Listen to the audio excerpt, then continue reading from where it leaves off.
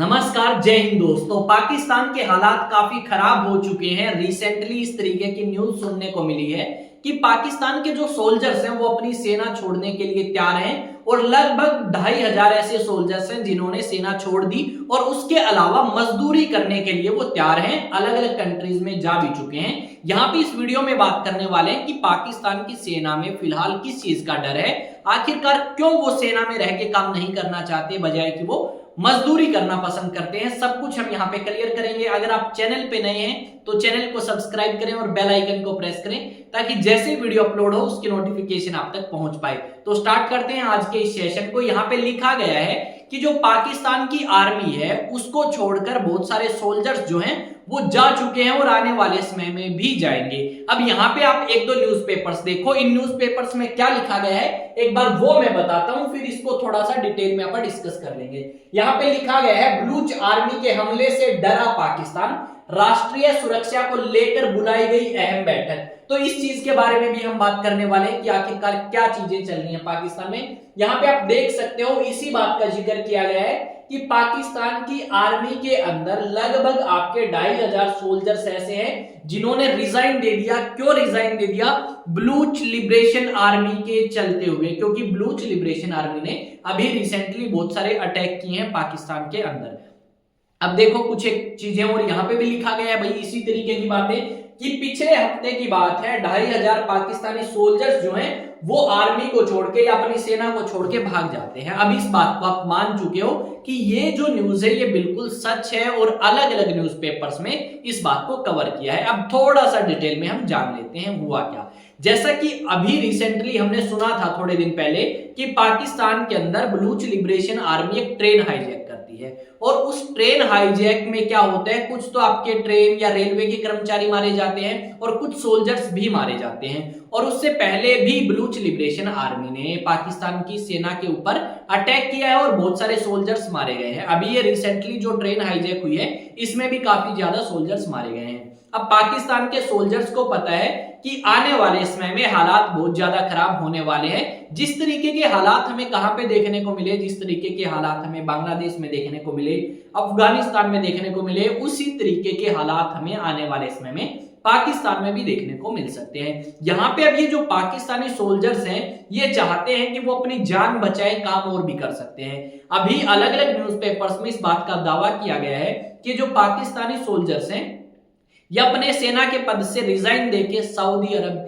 UAE, Qatar इन जैसे देशों में जा रहे हैं और वहां पे मजदूरी करने के लिए अपने तैयार है कि हम मजदूरी कर लेंगे पर पाकिस्तान की सेना में नहीं रहेंगे क्योंकि वहां पे उनकी जान को खतरा है। यहाँ पे हो सकता है कि पाकिस्तान की सेना के पास पर्याप्त हथियार ना हो, पाकिस्तान की सेना जो है वो अपनी मनमर्जी से कुछ काम ना कर पाती हो। तो इस तरीके के कुछ कारण हो सकते हैं जिसके चलते हुए सोल्जर्स को यह रियलाइज हुआ कि भाई सेना में रहना तो हमारे लिए सही नहीं होगा। अगर सेना में रहते हैं तो हम नहीं रहेंगे क्योंकि यहाँ पे बलूच लिबरेशन आर्मी ने धमकी दी है कि आने वाले समय में वो और ज्यादा अटैक करने वाला है पाकिस्तान के उन क्षेत्रों के ऊपर जहां पे पाकिस्तान के लोग बलूच लिबरेशन आर्मी के साथ अन्याय करते आए हैं या बलूचिस्तान के साथ अन्याय करते आए हैं। ये चीजें हमें कंफर्म हुई हैं। अभी रिसेंटली ये सुनने को मिला है कि आज यानी मंगलवार को 1:30 बजे एक कह सकते हो स्पेशल बैठक होगी और ये बैठक जो होगी ये स्पेशली आपकी इसलिए कराई जाएगी ताकि कुछ मुद्दों के ऊपर बातचीत करी जा सके और उनमें सबसे अहम और जरूरी मुद्दा है बलूच लिबरेशन आर्मी का कि ये जो बलूच लिबरेशन आर्मी है इसको किस तरीके से कंट्रोल किया जाए, किस तरीके से इनको काबू किया जाए, क्योंकि बलूच लिबरेशन आर्मी ने पहले भी बहुत सारे अटैक किए हैं। अब बात आती है कि सर ये बलूच लिबरेशन आर्मी अटैक क्यों कर रही है, थोड़ा सा इसके बारे में बता सकते हो? तो डेफिनेटली मैं बताऊंगा आपको। भाई देखो, बलूचिस्तान नाम का एक राज्य है। अब जो बलूचिस्तान नाम का राज्य पाकिस्तान में है तो जितना टोटल एरिया पाकिस्तान का है उसके 44% एरिया पे वो अकेला राज्य फैला हुआ है। अब वो राज्य काफी ज्यादा पिछड़ा हुआ है। अगर आप बात करें सिंध की, अब आप बात करें किसकी, पंजाब की जो पाकिस्तान में है, वो काफी ज्यादा डेवलप है एज कंपेयर टू बलूचिस्तान। और बलूचिस्तान के लोगों को ये लगता है कि जो ये पाकिस्तान की सरकार है या हमारे देश की सरकार यानी पाकिस्तान देश की मैं बात कर रहा हूं, वो बलूच लिबरेशन आर्मी के लोग या बलूचिस्तान के लोग ये सोचते होंगे कि ये जो सरकार है ये अच्छे तरीके से काम नहीं कर रही। इस सरकार ने हमारे रिसोर्सेज का नाश कर दिया। इस सरकार ने क्या किया इस सरकार ने चाइना की सरकार को या चाइना की कंपनीज को परमिशन दी कि तुम आके यहाँ पे एयरपोर्ट बनाओ, तुम यहाँ पे आके पोर्ट बनाओ, पर उससे फायदा कुछ नहीं होगा बलूचिस्तान के लोगों को।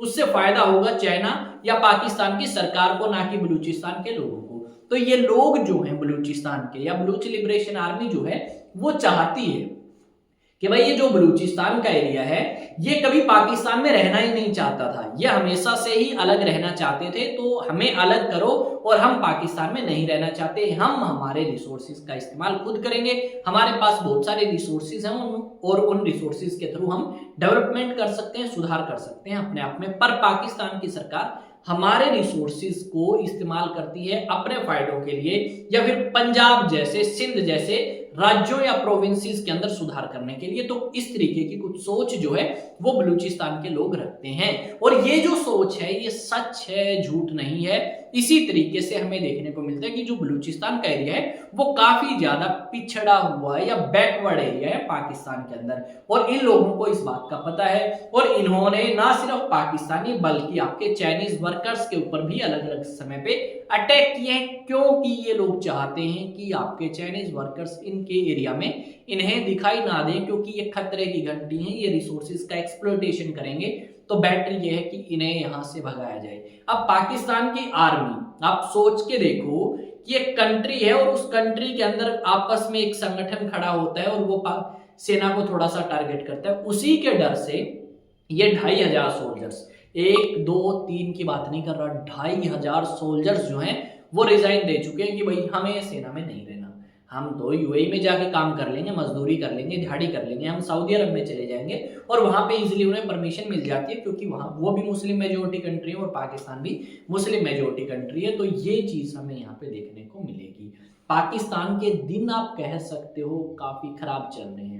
अभी रिसेंटली भारत के प्रधानमंत्री ने भी पॉडकास्ट में एक बात करी थी, और उस पॉडकास्ट में यही कहा गया था कि जो आतंकवाद है ना उसका केंद्र पाकिस्तान ही है, हमारा पड़ोसी देश, तो इसको थोड़ा बहुत समझाओ। लेक्स फ्रीडमैन के साथ जो भी पॉडकास्ट हुआ और काफी ज्यादा चर्चा में है, और उसके बाद तो भारत के प्रधानमंत्री ने ट्रूथ सोशल मीडिया प्लेटफॉर्म भी ज्वाइन कर लिया, जो कि राष्ट्रपति ट्रंप का है, ठीक है। तो ये सारी चीजें चल रही हैं दुनिया भर के अंदर। आई थिंक आपको पता होगा, जितने भी एग्जाम टॉक्स को रेगुलर फॉलो करते हैं। अगर आपको कोई डाउट है, कुछ लगता है कि सर ने ये चीज़ कवर नहीं करी, तो आप मुझे कहाँ बताएंगे? कमेंट सेक्शन में, अलग अलग सोशल मीडिया प्लेटफॉर्म पे बता सकते हैं, ताकि मैं उस चीज़ का ध्यान रखूं और अगली बार उस चीज़ को कवर करूं। मैं विकास तंवर मिलूंगा एक नए सेशन में, एक नई न्यूज़, एक नई अपडेट के साथ। अब आपको ये बात सुन के कैसा लगा कि पाकिस्तान के सोल्जर्स अपनी सेना छोड़ने के लिए तैयार हैं, दिहाड़ी कर लेंगे, मजदूरी कर लेंगे? तो आपको क्या लगता है कैसे हालात है? क्या पाकिस्तान में हालात नॉर्मल हैं या खराब नहीं, बहुत ज़्यादा खराब है? कमेंट सेक्शन में बताएंगे।